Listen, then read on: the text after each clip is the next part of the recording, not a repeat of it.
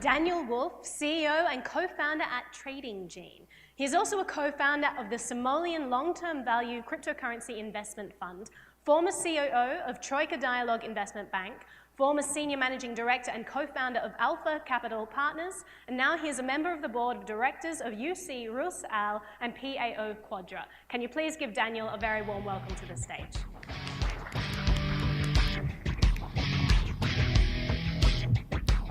Thank you very much. I want to start by thanking HDAC and Double Chain for having us in Korea. It's my first time here. It's a great honor to be here. And of course, the D10E team always does a great job. As Naomi mentioned, I'm the CEO of Tradingene. It's a business that we built to bring trading algorithms to people who are trading assets all over the world, and especially to create opportunities for those who can create algorithms to attract capital. We believe that algorithms are actually the next evolution of the capital markets, and I'm going to talk about that today. But I'm also going to tell you a story about the evolution of capital markets in general. Since capital markets were born in 1602 in Amsterdam, there have been constant innovations along the time. These innovations have always been driven by very many commonalities, which I'll talk about in a second. But the most important thing to see for our point of today is that many times there's a great lag between the innovations actually being introduced and them reaching the broader investor community. For example, in 1949, Alfred Winslow Jones created the first hedge fund by adding leverage and short positions to his fund.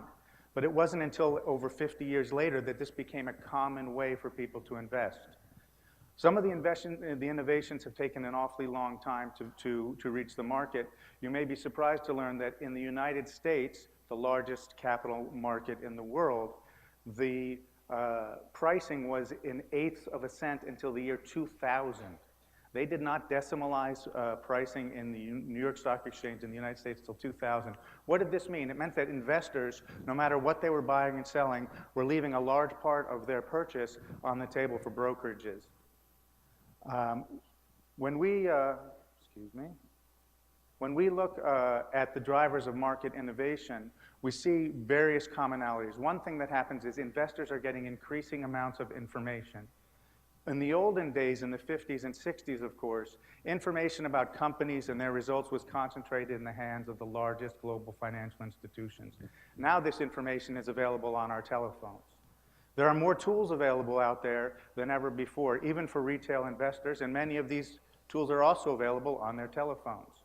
We see popularization and vastly decreased cost for investing. The ability to invest online with almost no cost in the traditional markets is a huge benefit to investors, and one that we think will continue to grow as the blockchain and decentralization take force.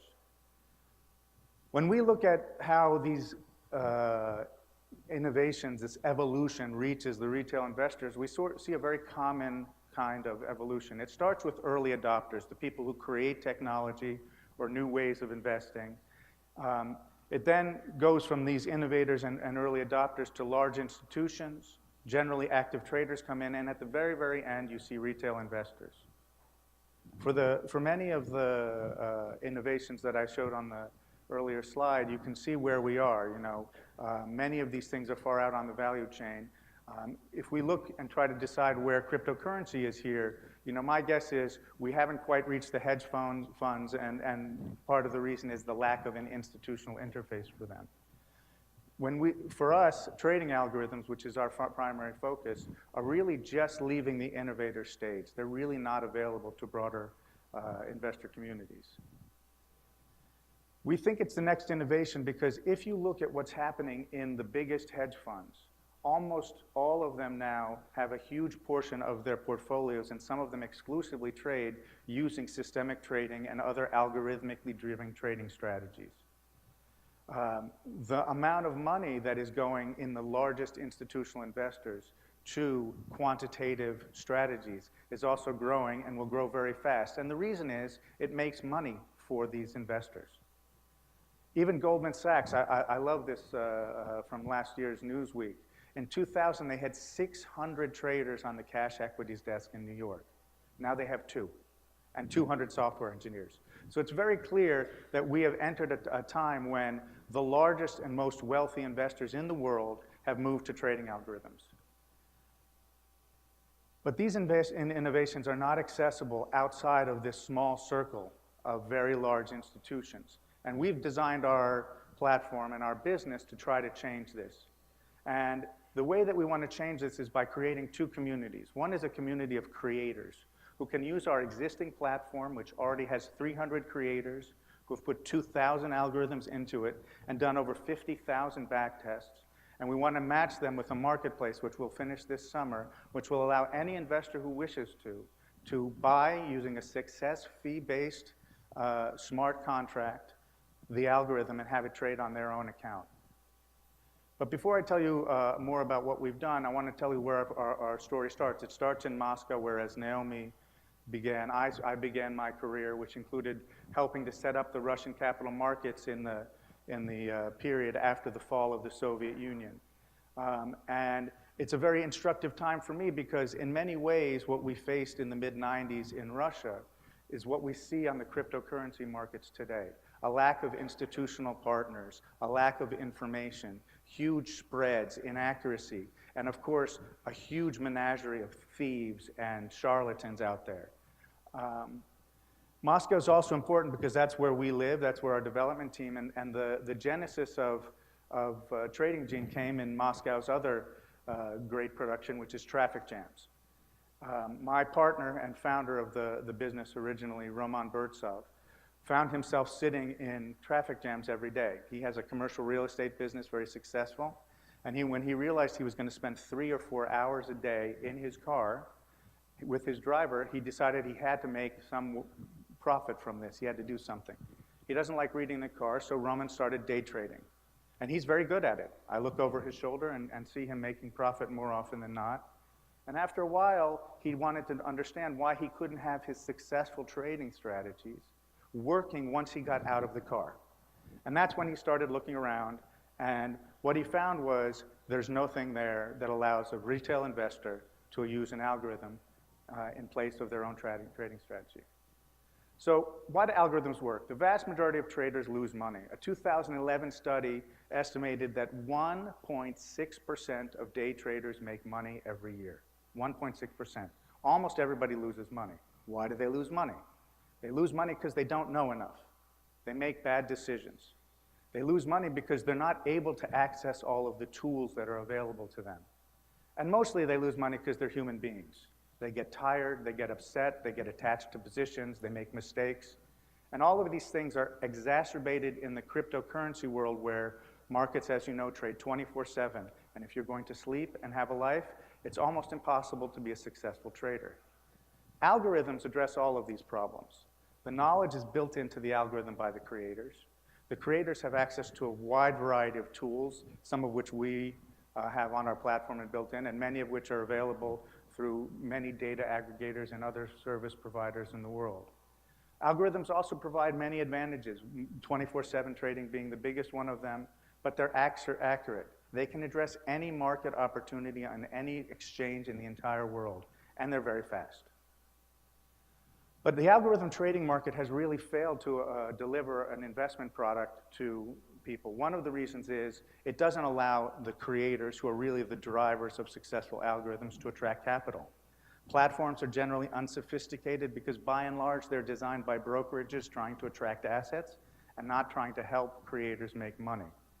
The creators can't really make money in platforms like Numerai and Quantopian because they don't know what's happening. It's an untransparent process where they send their hard designed work to Numerai or Quantopian, and they wait for an answer. They don't know what's happening. And of course, in the social investor and the following sites, you have a lot of problems, a lot of garbage, and in our opinion, the idea of following somebody whose main business is generating subscriptions but not generating you a profit is not right. We prefer a success-based scheme. So the way we attract this is we built this platform that allows you to use algorithms. It was originally designed for traditional financial markets. We now use it on cryptocurrency markets.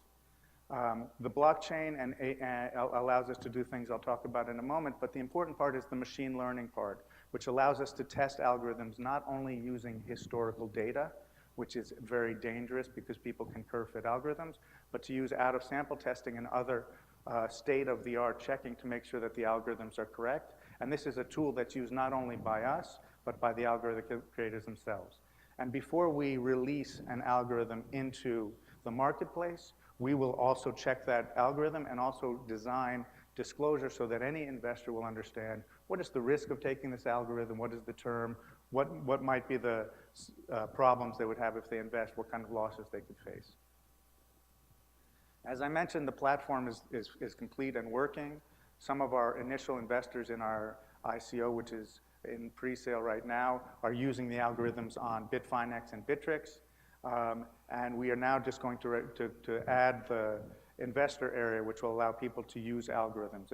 And we understand that a large part of what we have to do in the coming years is to teach people why they would want an algorithm and how an algorithm would fit into a well-adjusted portfolio of financial instruments.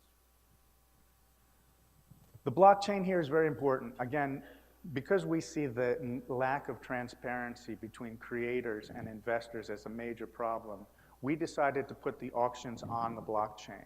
What this does is any creator who puts an algorithm into the system will be able to see the entire results of the auction and understand why the success fee was set where it was. For investors too, they will be able to see these anonymized results and understand why they may not have won an auction for an algorithm and make a better bid later if that algorithm comes forward.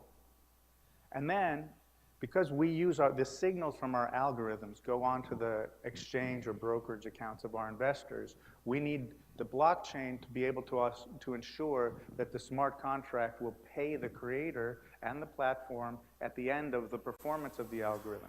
It's very important to have the algorithms success fee kept track of with the blockchain, but again, because we do not have access to the brokerage accounts or the investment accounts on exchanges of our investors, we need the blockchain to be able to do this. I genuinely believe that in the next few years, investors all over the world will use trading algorithms and buy them just as they buy stocks and bonds and cryptocurrency today. We have worked very hard to create a platform that is very motivational for creators, which we hope will be all over the world. And we have educational courses that allow programmers and mathematicians to learn about financial markets and how to turn their math knowledge into an algorithm. My team is outside. I really hope you'll take the time to come and talk to us about what we're passionate about, which is investing and trading and algorithms. And I thank you very much for your time and attention.